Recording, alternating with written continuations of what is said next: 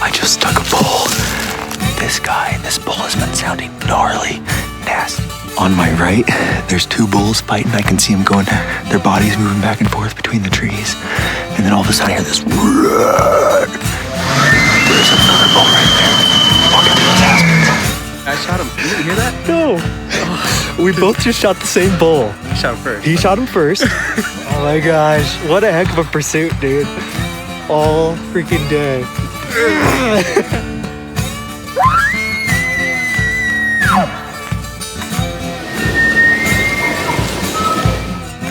When your buddy calls you, says you got a buck down. And what does he got? A buck down. Look what I found. What a sweet coos, man. Opening day, heck yeah. Way to go, Steve.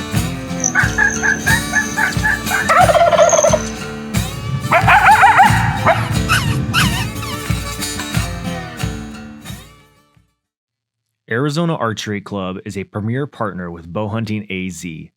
When it comes to attention to detail and a fiery passion, Arizona Archery Club brings it all to the table. With all the latest bows and archery equipment, you can demo every single model in person free of charge in their multiple demo rooms. Walk through the process with an experienced bow tech and see which bow is right for you without the sales pressure. Their indoor archery range offers air-conditioned lanes where you can shoot out to 40 yards. Take this awesome opportunity to hone in your accuracy and technique. When you visit, be sure to mention that you're a listener to the Bowhunting AZ podcast. Let's all support local. Conquering your own dark mountain is no easy task. The backcountry requires grit and determination. Having quality supplements like Dark Mountain's Kodiak pre-workout, whey proteins, and nourishing recovery are all an essential part of your success in the journey to harvest from the land. Dark Mountain is a 2% for conservation company because they know that with a collective effort, we can cherish these resources for a long time to come. Use promo code BowhuntingAZ20 for 20% off your order at darkmountain.com. Remember, luck favors hard work.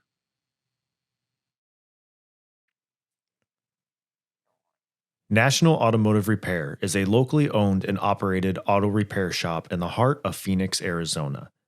Jake McLaughlin and his team operate their business with a foundation of honesty, quality, and integrity. From routine oil changes to larger mechanical repairs, National Automotive can solve your issues and have you back in operation. The shop is located right off of I-17 and Thunderbird off Sweetwater Avenue, or call Monday through Friday from 8 a.m. to 5:30 at 602-978-3278. Big Iron & Co. is Arizona's premier pressure washing company. Whether it is concrete and driveway oil spot cleaning, soft cleaning of stucco siding, or cleaning solar panels, Big Iron & Co. offers premium services at the most affordable price guaranteed. Big Iron serves the entire state of Arizona. From the valley to the pines in the north, we've got you covered. Big Iron & Co. was born out of the need for traditional American and family values to become part of business once again. We take pride in our families, we take pride in our homes, and we take pride in our neighbors and community. All Bowhunting AZ podcast listeners will receive 20% off every Big Iron & Co. service. On top of that, any Bowhunting AZ listener who schedules their appointment by August 1st will receive an additional 50% off an exterior window cleaning treatment. You can find them on Instagram and Facebook at Big Iron AZ. Give them a call or text at 480-630-1226 or visit them online at bigironco.com to schedule and experience the best in the desert. Hey everyone, welcome to another episode of the Bowhunting AZ podcast. We're out here today on location at the one and only Arizona Archery Club. The AAC. AAC. We've got two special guests here. Of course, I got my co-host, Jake. And thank you. And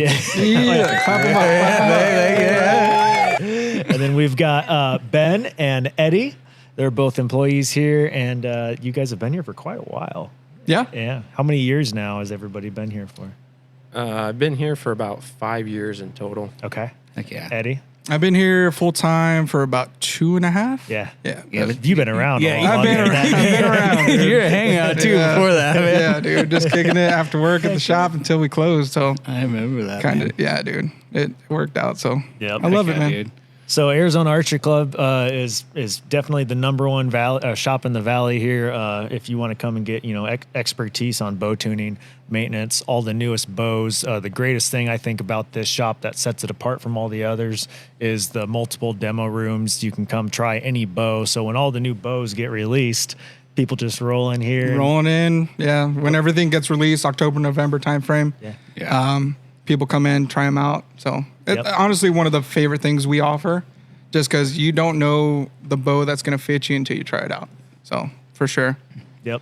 And you'll do like all the draw weight and all the stuff to their Everything. custom Yep. Yeah. build, Yeah. right? Because every Yep. archer is unique. So Exactly. Yeah. And we have like a draw board on the wall over there just to kind of get a good basis of where we should start for draw length and all that. But you never know. Every bow's different. Everyone's a little bit different and stuff. So we always go through there and make sure we set it up for each person. Yeah, you might have a guy that's like, my draw is like 28.5. And then he steps up against the wall and he's like, dude, you're like 27 and a half, bro. Come on, man. I'm like, dude, you're not Yeah. 6'1", you're like 5'9", bro. You can usually tell. It's the shorter guys. It's the shorter guys. Why are you talking about Ben like that, dude? Come on. Yeah, my draw length's 30 inches, but I'm only 5'6". You know what I mean? your knuckles are dragging on the ground. What the Exactly. So in today's episode, the reason why I wanted to get Ben and Eddie on here is just to basically kind of highlight the importance of proper bow maintenance, right? To ensure that you get longevity of your bow, that you're taking the best care of it as much as possible. Some of us are probably rougher on our equipment than others. Yeah. But we want to make sure that we get the most out of our bow. We want to make sure that's running smoothly. It's honestly, it's just like a vehicle, right? Like you want to take care of it and make sure that you get the most out of it. So I thought today we'd kind of sit down with the two of you guys and just tee it up for some good questions and kind of get more of your knowledge, because I know that you guys have a ton of experience in there. So Yeah, dude, like the last thing you want is when you're on a freaking elk hunt that you've had waited 8 years, and then all of a sudden you go out there and your freaking string snaps Yeah. just because you didn't want to go and get your bow checked, you know? Yeah. Like, And come on. we see it year in, year out, just people waiting last minute type thing, or they've been building points and kind of just leaving it for the back burner type thing. Right. The best thing, and I always try to tell people this, is try to shoot that bow year round. Try to get arrows down range and stuff, and have that stuff ready, because you never know. Draw a tag, OTC, whatever it is. So Right. Yep, absolutely. Do you guys teach string weaving classes in case you need to like thread a tree apart or something? I'm sure And, like, Ben's like he's our shop yeah. Boy Scout. Yeah, I'll 'cause always bring string material on hunts. Yeah. You ever he'll made come in over a weekend and be like, hey, check out this new knot I learned. Like, bro, why? You ever woven a string from your beard hair there, dude? That thing's pretty good. No, but now I have some inspiration. So we'll try it out. He'll use We'll it for let the you know. servings or Ben's, something. Ben's custom bowstrings. Times are tough. You never know. You never know, dude. You gotta have it ready. Ben Gifford string. Heck yeah. Heck yeah, man. Let's we'll start this off by talking about like the basics of off-season bow maintenance. So right now it's June. I think it's the last day of June actually, but we're in the middle of the summer, right? There's really no hunts going on. It's kind of, I guess, our quote unquote off season here in Arizona. Mm-hmm. What are some of the essential maintenance tasks that hunters should perform during the quote unquote off season? As far as maintenance goes, I would say the number one thing that you should not be doing is applying wax too heavily to your strings. We see it all the time. We get bows in that literally you can peel the wax off the string and make like a marble-sized ball out of it. Dude, I think I might be one of those guys that did that. It's definitely don't got wanna its say time and nothing, its place. But that's one of the biggest things I think that people think they need to be doing is waxing their strings constantly.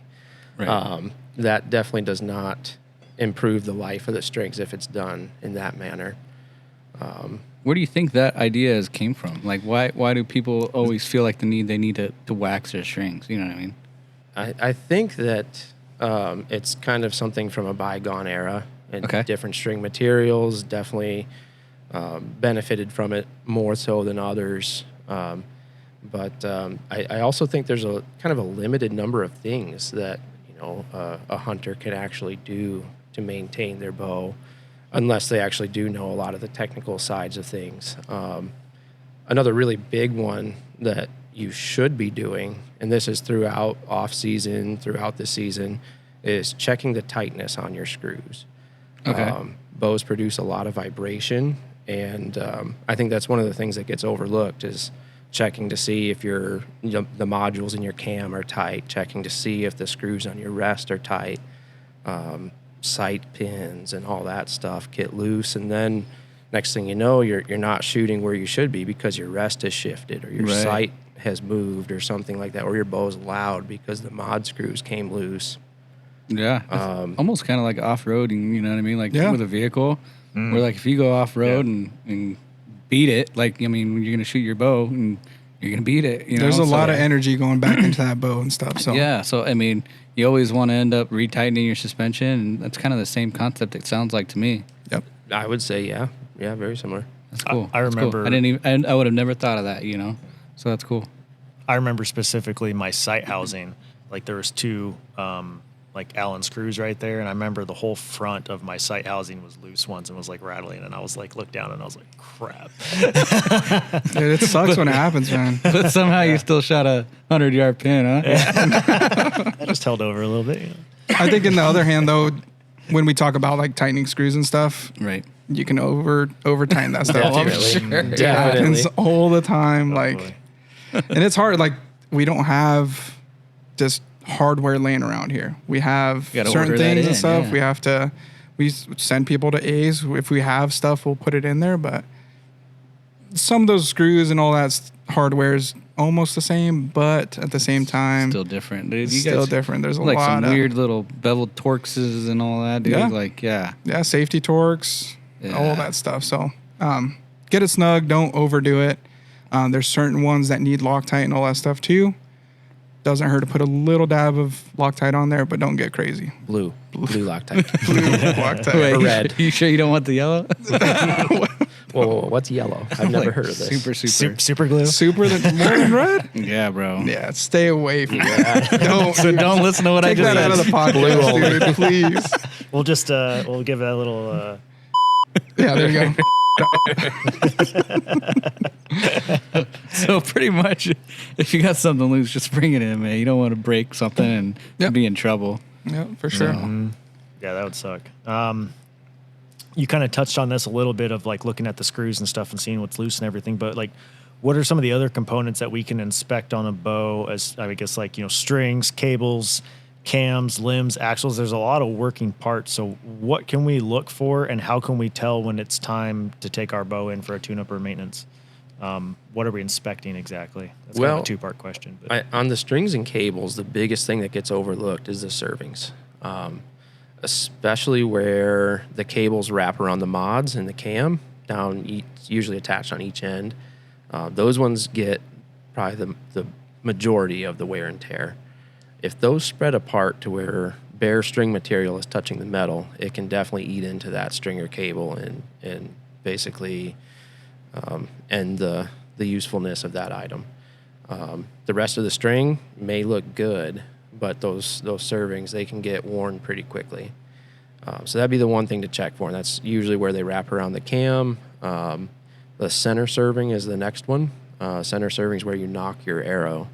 And if that starts to get loose, now you don't have a consistent place from where your arrow launches from each time you shoot. That makes sense for my arrows, Now bro. it's slipping. Yeah, dude. That's why you and can't hit moving. your target. Shooting like a stormtrooper, are you? Oh. So that'd probably be one of the biggest ones to inspect are the strings and Heck yeah. cables. Okay. Cams, again, the loose screws is probably thing coming to mind, but just try to make sure you clean them up after a hunt. I see all the time, especially the guys that are cruising around on ATVs and throwing up all that dust and caking that stuff in there. And if you clean that off as you go periodically, it doesn't build up as much, and it's much easier to keep Yeah. that stuff clean. Dude, I've been guilty of like But when you like go in and you're hunting and like you got to take a breather, right? And like just resting your bow down. I've actually like set my bow down on the cam, and sometimes I've noticed like the cams will get worn down right on the edges, and so Yeah. I'm sure some of those cams can get sharp. You know what I mean? And that can Oh, end yeah. up cutting a string or serving and all that Definitely. too. Definitely. It's usually the bottom one. Yeah, As far as that goes, it's usually the bottom yep. one. That's probably why Matthews was like, we need to build a stand for these idiots. That's honestly my favorite feature. Dude, from yes. those really? bows, man. I love that. Just put that thing down. Don't worry about nothing being in the dirt. Nothing. It's Yeah. right there. It's perfect. It is, dude. Yeah, But- then you can pick it up and shoot and not have to worry about taking it off and Yeah, man. throwing off your shots. And it's very minuscule as far as weight too. I mean, in my opinion. So, Yeah, honestly. um, And it's in a good spot. You want that weight a little bit lower. Right, So right. it helps out. what about like a D loop? How often would you end up having to like change out a D loop? Because I've seen some where like some of mine, man, those A little suckers- sketchy, dude. Dude, they look a little ranky, dude. You know what I mean? Like, I used to let them go for a while. Until what happened, Ben? Ben's a gambling man. I let it go too long. And then at a 3D shoot, I ended up Did you punch your face? airmailing my bow across the range. And, jeez. Yeah. that wasn't a good time. Now, anytime I see wear on it, if I'm worried about it at all, if that's a thought in my mind, I'm gonna change it. Yeah. Right. And for the $5 or whatever it is to change it, it's definitely one of those peace of mind things. That's a no brainer. But yeah, D loops they're a critical component. So But even sometimes you can't see that stuff too. Like I was getting ready for a tournament and I couldn't see it. Everything looked good. And then the sleeve on the outside looked fine, but the threads on the inside of Inside. it were gone. So I was over here shooting after work. Russ was watching me go quarter of the way back, smoke myself in the face. And Russ was like, "What did you do?" I'm like, "I don't know." So then I started looking at it, and it looks fine, but just those threads on the inside got messed up somehow. So Just took it. just took it. those are some on of the chin. hardest hits you'll ever take too. Just punch yourself. Oh, dude. That's like, what's it called when you scope yourself, like with a rifle or something? Yeah. Yeah. That was like The archery version of that. Oh yeah. that was like one time when I had a thumb release or I don't even think I can't even think of the word now, bro. The hinge release. And Oh, yeah. During my drawback cycle, freaking, Went off. it was like just too hot, more Yeah. or less. Okay. Just punched myself right in the eye. Yeah. Man. It was like, yeah, it happens. Oh, man. Like when people come in here and they then want to try like wrist thumb slap you. releases and all that. Yeah, wrist slapping too. Try a handheld release and all that. We go through a couple steps before we actually put them on the bow too, just to make sure. Because if you don't know what you're doing, Yeah. it's not going to feel good. Especially And if that's the last thing I want to happen in here is that someone get hurt. So especially if you're pulling back like 70 pounds or on plus, you know? Dude, I But, pulled yeah. back at least like 150, dude. yeah, the boy sold up, dude. That boy sold. Don't feed his ego, bro. Come on. I'm actually backing down on my way. Yeah. I don't want that anymore. What are some of you were kind of touched on cleaning there, Ben. What are some of the proper cleaning and like, I guess if we need to, lubrication techniques that we can do to keep our bow in top condition? Like And then, WD-40, bro. if we need to Pressure washer. some Pam, Pressure spray some Pam on there. If we need to do some of that stuff, what items would we or need just to like do that? air, you know? Or is it better just to bring it in and have it done? Yeah. As far as like lubrication and stuff, there's not too many parts that need lubrication. In fact, one of the most popular arrow rests we sell, the QAD, specifically says on it, "Do not oil." So that used to be my favorite joke. One of the other techs would get pissed all the time. I say, "Yeah, I'm just back here oiling up the QADs." But most of the stuff is sealed bearings and lubrication. Where it's required, typically requires the bow to be taken apart. Yeah. And put underneath. There's little rockers the limbs sit on and stuff like that, and that usually gets greased up pretty good. But basically keeping it clean, a wet rag, and just wipe it down when you're done, and try not to put it away wet. If you put it away wet, all the screws, all the steel stuff on there is going to rust.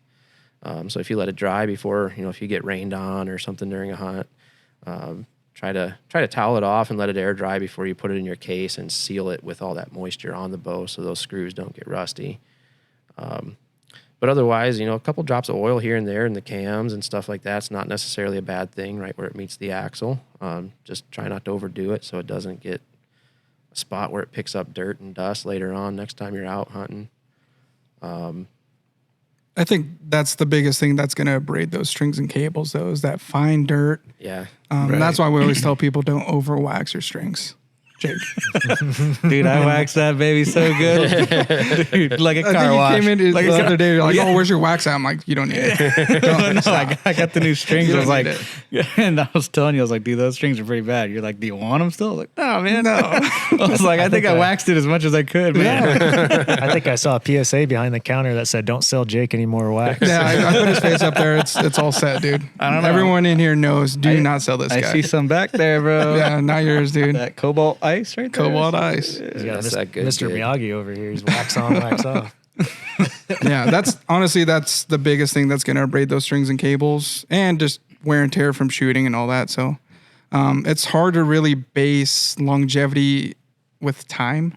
It's Okay. more just how much you're going to be shooting and all that Shooting too. it. So, and how much you're going to take care of it, get that dirt off of it as much as you can. Okay. So, Yeah, I mean that makes sense, man. Yeah, Yeah. that wax is just gonna collect all that dirt and stuff. So, yeah, There's definitely a time for it too. You know, the wetter environments, things Right. like that.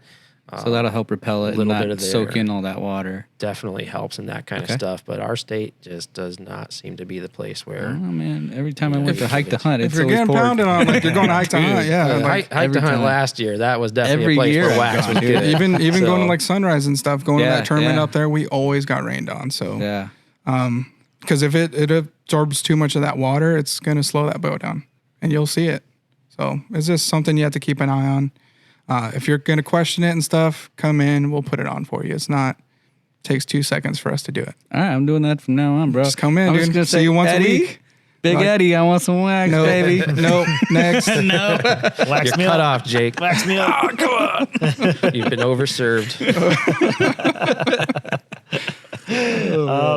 Let's kind of roll into like some fine tuning and adjustments. So, like, what kind of fine tuning and adjustments can be made during the off season to kind of improve a bow's performance?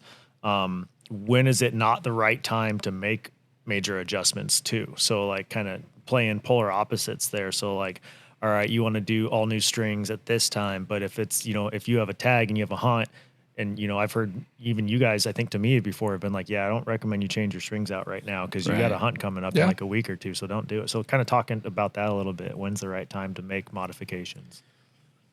Definitely now would be the time to start doing stuff. You know, if you have a September tag, you know, give yourself any changes you make. I would say give yourself at least like 3 or 4 weeks to get used to those changes. Make sure it doesn't mess with your sight too much.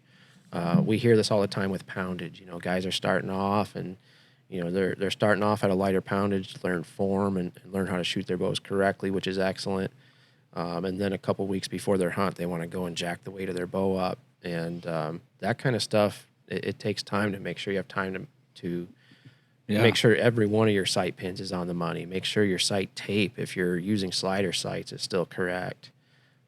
So I would say if you have a September tag or anything, now would be the time to start kind of playing with that, and then make sure you have at least a month or two to get used to those changes you've made.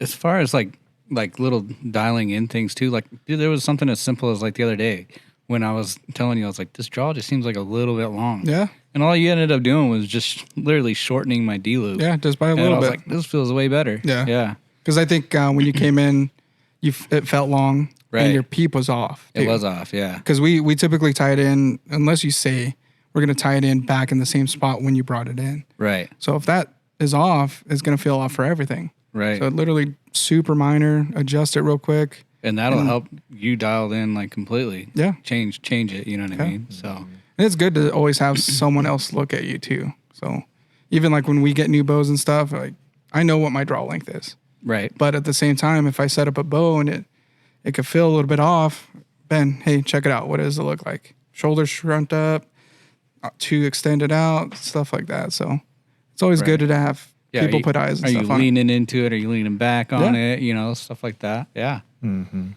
But even then, like, as far as tuning, I mean, something as simple as like, you know, your a limb-driven rest or something like that, or you're talking about your QADs, bro. But as far as even that, I mean, is there something that could end up going off on that, and then you now you're way off adjustment, and you guys got to bring it back in here so that you guys can fix it, you know? Mm-hmm. There's timing and stuff we could do on those limb-driven rests by moving that stuff up and down the limb. On the new Hamsky stuff, they're coming with the little rubber dampeners to kind of take a little bit of that shock out of there too. Okay. So that once we set up, we try to take as much of that stretch out of it. But once you start shooting, it's gonna stretch you out. You never know, right? So and we'll tell people when they come in, hey, expect it. But sometimes we'll come back for that 90-day tune that we offer on a new bow, and it's like a quarter of the way up. I'm like, dude, your rest needs to be down. So there's little things we could do on that stuff, and cool. Yeah, there's just keeping an eye on it, but bring it in. We'll help you guys out. It's easy. We definitely try to educate people too and let them know what typically happens with this particular rest. But yeah, the limb-driven stuff, as far if it comes up a little bit like that, it's super easy on most of them just to pull your cord a little bit tighter, or maybe you have to loosen the clamp to pull your cord. But yeah, definitely stuff like that. That is a change that doesn't really affect your bow's tune or your pins or anything like that, and it definitely helps cleaner arrow flight. So there are definitely changes that can be good to do right before a hunt, but a lot of the stuff I think of like major changes. You guys say changes, and my brain's freaking out. Like, no, don't change it. I just spent 2 hours tuning your bow. Don't change it. But broadhead tuning, I remember bear shaft tuning. Yeah, all of it. Put that mic a little closer up to your face there, Ben. Is that better? Rise it up a little bit. Rise it up. Yeah, Rise it up. Now tighten it. Oh, now I can't see you You want guys. to help him out there, Eddie? Got him. I remember that you guys saying one of the biggest things you would see people do is they'd go home and their arrow, it'd be the fault of the archer doing like a weird stance or weird breakaway Grip or something. Probably, But they would end up moving their rest to the left or the right to compensate, and you're like, no, like, don't touch your rest. And to a certain extent, of course, right? So when we tune a bow, we try to get it as close as we can, perfect for specs and stuff, what each manufacturer and what each bow actually likes. But you do have to adjust a little bit. A lot of the times people adjust too much. So it'll come back and I'm like, what'd you do? Like, I don't know. Why are you like, I feel like victimized right here. You're right there, dude. If it's a small adjustment and you see the result you're looking for, you're doing the right thing. Yeah. Okay. If you have to take your arrow rest and crank it way to one side or way to the other side, it's probably something else that's going on. Jake was just trying to shoot like wanted around a bush with his arrow, man. Curve that arrow. That's why around. earlier I was like, can you check my style. third axis? Because I think it was like, I'm going, going around a pole, you know? Yeah, there you go. We'll sell you some aluminum arrows next and just bend them. That'll do it. It'll be perfect for you, dude. He's already got you set up, man. I got you covered. I've been thinking about that. Yeah, I knew. I always trusted Ben. yeah, dude. He's a good guy. Eddie? Yeah, he got a little sketchy. sketchy. So can you guys kind of break down some of the setup or maintenance for bows that you guys do? So when someone comes in, you get them adjusted for their draw weight, you do their draw length, you guys do cam synchronization in the back, Yeah. right? You're pulling the bow down, making sure they're timed properly and stuff. Obviously, I've seen like some of the slow-mo stuff you do with the drop way rests and whatnot. That's Yeah, what are pretty you cool. guys using for that, to showcase all that? Secrets, man. Secrets back there on the high speeds. But yeah, honestly, we charge one price for a tune. Yep. We don't offer like, oh yeah, we'll do a little tune and it's going to cost this much. No, a tune is a tune. $75. We're going to do the whole thing on it, Honestly, right? dude, $75 to get your bow shooting, Dude, like good and tuned money, up properly. shooting good. Yeah, So that's worth it. whole thing, making sure it's making peak weight. That's Right. one of the biggest things. So like strings and cables will stretch out. They can still be good. You won't need new strings and cables, but if they stretch to a certain point, we have to tighten that stuff back up. Right. So get them in spec where it's supposed to be. Make sure everything's timed for the rest, time for the cams. There's a lot of things that go into that bow. So the biggest thing is like just making sure you're getting it in here to give us enough time to order that stuff. If we need to order strings and cables, right, 10 days to 2 weeks right now. Yeah, definitely closer to 2 to 3 once hunting season starts. It gets I remember, crazy. Yeah. Yeah. I remember it was more like 2 weeks at one point. Oh yeah. Yeah. It's hit 3-4 weeks like especially if you want to get like custom limbs and all that, Yeah. dude. Like, yeah, man. You're like, and it's hard for us to like, I don't want to turn people away, right? I want to set their stuff up. So we're at the mercy of those string builders too. So if you give us enough time to do it, we're gonna do it. And we're gonna make sure it's right. Then you better start growing your beard out so you can start getting those strings made. I tried to get it down to like here before, but it gets bigger this way first. And I can't handle that. Shannon, I won't let him. I promise. You threaten me too much. I'll just shave it all off. You guys will hate me. Dang it. I can make a lot of strings with that. Yeah, dude, you'll be set.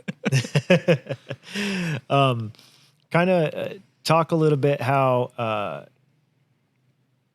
there's different hacks basically that you can do, and I think I have one that kind of comes into mind. So maybe I'll kind of tee it up for you. Maybe there's some other ones you don't mind sharing, or maybe you'd rather keep them secret. I mean, but I could think of one too. There's like a thing where my draw length is 27 inches, but for whatever reason, I don't know if it's my anchor point or what, I would probably shoot better at like 26 and a half. And do you hear of things like that every once in a while, or little things where it's like, all right, let's just make this little fine tune adjustment. Totally. And all of a sudden this person's shooting better. Like you had mentioned the D loop. There's one right there too. Like, okay, you felt like it was a little bit too long, so we just adjusted your D loop. Maybe I just need to change my D loop and not my draw length. But, it could be as small as a 1/4 inch to a 1/2 inch, right? And it's especially with like a handheld or something. Yeah. You have to pull through that shot. Well, you want to pull through that shot. If you're punching the trigger, you're punching the trigger, but you want to pull through that shot. And if you're too long, you're not going to be able to pull through it. Yeah. So you're going to be like, especially with like a hinge, yeah, hinge or like a true back tension release. You have to make sure you're not too long, but at the same time, I don't want you scrunched up. Right. Especially if you're shooting up and downhill shots. Once we start doing that, that changes a lot of those angles on how your body is too. Or blind. Or blind, yeah. So, biggest thing, like shooting up and downhill, bend at the waist, try to keep everything centered up how you're supposed to here. That helps out a little bit, but still, if it's too long, it's too long. So I've heard like little, and I don't know if this is a good thing or not. Maybe that's where you guys come in, but I've heard people say that they'll go and twist the strings. A couple extra times. You know what I mean? Yeah. Yeah. And then at that point, though, doesn't that affect like your timing and all that too? And seems like it would affect the release of the arrow as well. Maybe, I don't know. Maybe not. I think a little bit of everything, but I think Ben probably knows more on that for sure. Just definitely used to be a thing, and people still do it. But definitely used to be more common years ago. It was called short stringing a bow. Okay. So if you take the string and you twist up the string, it doesn't affect the timing of the cams. It affects I should say, it doesn't affect the synchronization of the cams. It changes the starting position where those cams are rotating from, and it will shorten up the draw length a little bit. It usually takes quite a few to make a noticeable change. There's a lot of bows now that they're giving you the ability to change your draw length in a 1/4 inch adjustment and things like that. That's awesome. Elite's been doing that for a few years now. Some of the Target stuff from Bowtech, you're able to do that, and I think we're going to start seeing that a little more often now too. That's really cool. So you don't have to do that. You can keep your cams in their optimal position and not have to mess with that. Yeah. But yeah, the draw length, I mean, that's huge, and we always measure people to start, but it's not uncommon to go 1/2 inch to a full inch one way or the other. Everyone's body is different. And some people like to shoot with their arm, fully extended. Other people like to have a little bit of bend in their arm. And once you kind of find what works for you, we're going to try to make that happen, whatever it takes, whether it's changing mods or changing a D loop or something. But there's definitely some things to do where you can kind of tweak your draw length to get it at that perfect spot. Yep. Is so for me, for instance, and I was showing you that other day, I was like, I'm like double jointing in my elbow, right? Yeah. So sometimes for me, it's kind of always like I end up kind of twisting my body a little bit instead of like standing straight, like parallel with that bow, kind of more or less. I almost kind of canter my body so that way my elbow isn't like sticking out real bad. Yeah. And so maybe that might be another little kind of hack thing that goes on, Yeah, and honestly, you find the way you're going to shoot the bow, right? We can only teach you as much as we can, and you're going to take bits and pieces of everything, right? So if you find something that's going to work, as long as you're consistent with it, you're gonna shoot fine. I can't say I'm consistent. Come on. Keep that thing. Or like, dude, it's gonna be way different when you got a bino harness on sometimes too, right? Yeah, it could be for sure. 'Cause you might have, well, I don't know if anybody else does, but you might have 15s on your chest and you're shooting a bow. You know, like a little tough. Yeah, you got to get that marsupial on you, dude. I do. Keep it nice and tight. But it's a big old 15, bro, on a short guy. Definitely got to pay attention if you're going to be wearing a thick jacket in some of those colder areas and things too. Oh, yeah. That's another one. You know, you put some base layers on and then a jacket, and then you go try and pull your bow back, and it's like, man, this thing feels 10 pounds heavier. Definitely changes the game a little bit. Probably be restricted. You know, you ain't going to have as much of a shoulder up tight to your chin and all that, you know, so. Or if you're hunting in a blind and you've never shot from, you know, a seated position, that's another one where it's like, you're going to quickly learn if you're pulling too much weight. Dude, sitting down and pulling that bow back. Like we've had people come in before here. You even move. Yeah, people come in here wearing their camo and stuff, and like, heck yeah, we ain't gonna judge them because we know what they're doing. Yeah, that's you got to try doing it for a reason. Yeah. Yeah, but it happens all the time, man. I'll be here tomorrow with my puffies on. Like, bro, it's 150 now, Steven. Stop. Just call me an hour before you come in and just turn up the AC for you. Like, all right, if you pass out, I got jacket you, man. on, man. We got a frozen summer sausage in the thing over there for you. We've brought someone back with that before. Yeah, we saved Russ's life with it, so it'll be fine. We'll What? reuse it. I don't even want to go that far. You don't want to, dude. I got video evidence, so it's all right. Should probably cut that part out. Talk about that later. That sounds a little weird, man. Let's talk about the importance of checking and replacing like older, worn out accessories. So, you know, some of these, I know some people that have had bows for years and years and years, and it you know, eventually, obviously, there's going to be a part to where the accessory or a piece of that equipment is no longer going to be able to serve you, no matter how much you want it to. Still, what are you kind of looking for in different accessories and stuff like that, and where might you see weaknesses, or ultimately, you know, how do you know when it's time to let that thing go and get a new one? I think mostly just a lot of the times back in the day where people had a lot of things against drop away rests and stuff. Okay. Just with them failing all the time.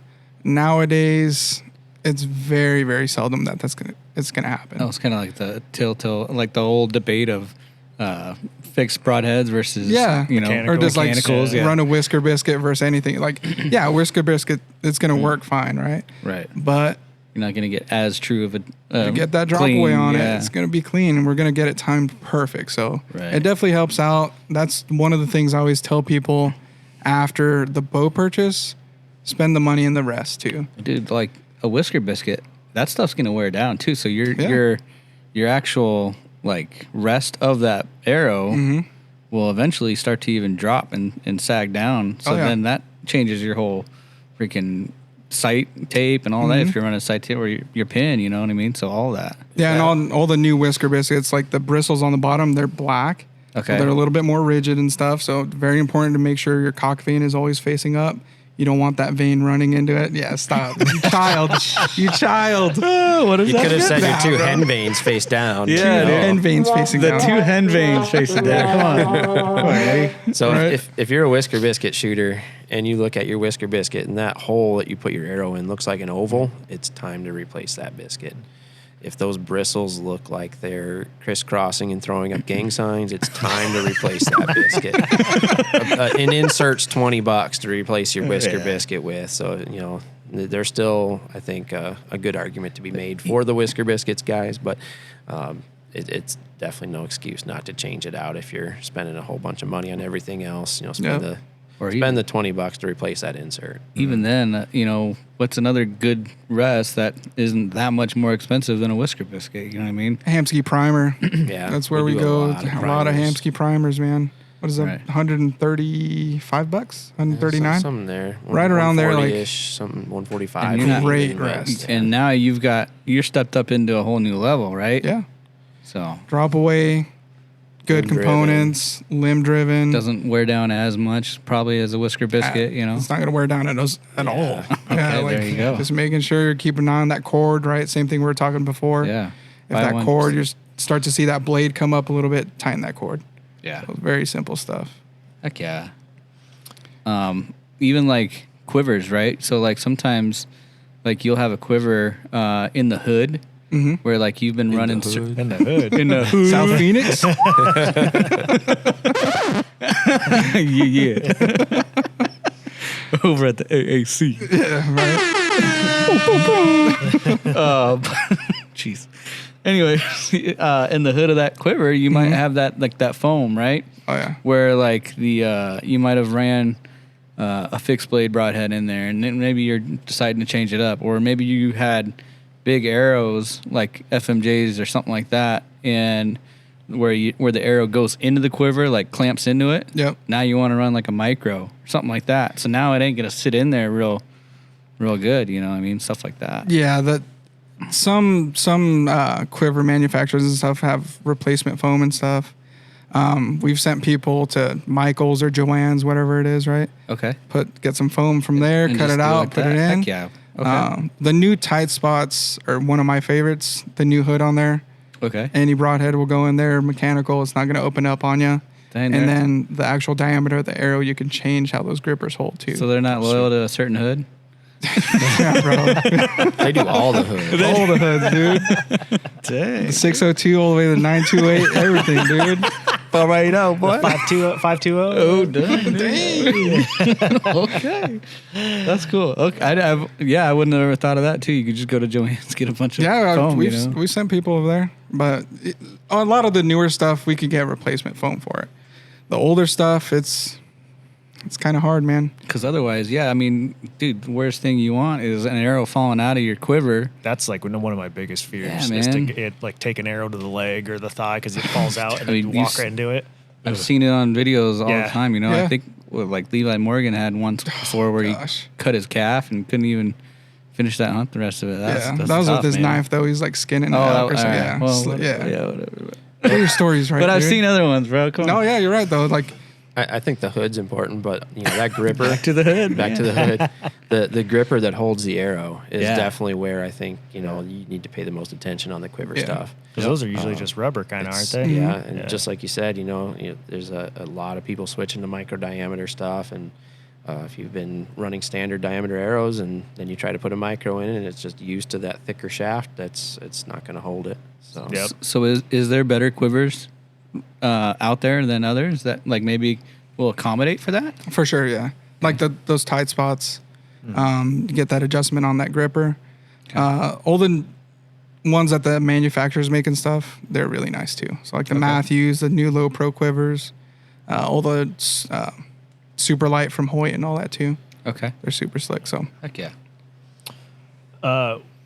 Talking about like storage and kind of environment for our bows, what are some best practices for storing a bow during the off season to protect it from damage and just kind of maintain integrity of that bow? So like, for instance, I've seen some people store and hang their bows in their garage, and like, dude, it's like June, July, and I'm like, man, I know your garage is an AC, you know? That's almost like leaving your bow out in your truck. man. it's the worst thing, man.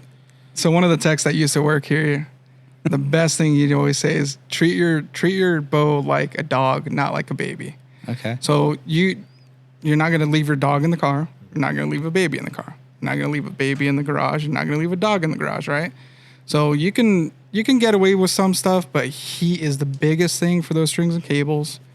Same thing like all the dirt and all that on the strings and cables. Making sure it's protected.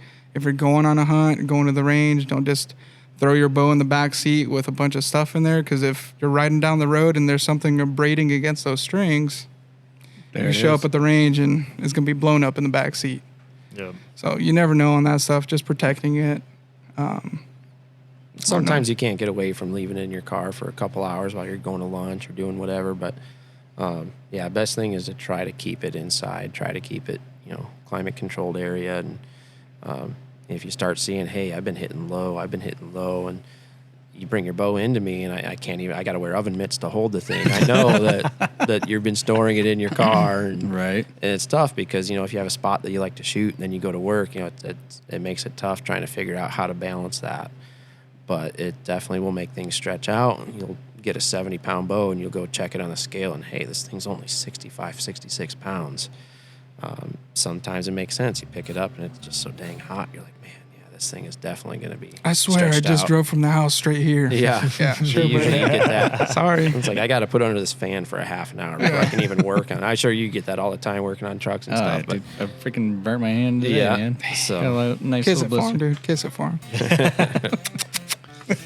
suck strong your juice hand. out. It's my good No, hand, it's like, dude, I would think of it, it's like a piece of chocolate. You know what I mean? You don't want to leave it on your truck; it's gonna melt, right? Yeah. So Yeah, you're right. Yeah, like Ben said, we've seen bows come in here and they're hot. Like the wax is literally coming out of the strings. bro, okay. bad. You're not talking about like hot, like that thing's like nice, you know? It's real nice. Like hot pink servings. There you go. know, Yeah, like make it that. spicy. Spicy. Thank you, everyone, for joining us in part 1 of bow maintenance in the off-season. Join us next week as we continue with part 2. Have a good week, everyone. We'll see you in the next episode. Thank you so much for listening to the Bowhunting AZ podcast. Please be sure to subscribe to the podcast and smash those 5 stars on iTunes or Spotify and leave a little review at the bottom. It'll really help us out. For our short films, go subscribe over on YouTube. Just search Bowhunting AZ. Don't forget to follow us on Instagram and Facebook at BowhuntingAZ. Good luck to everyone this season. Thank you again for listening. We'll catch you in the next episode.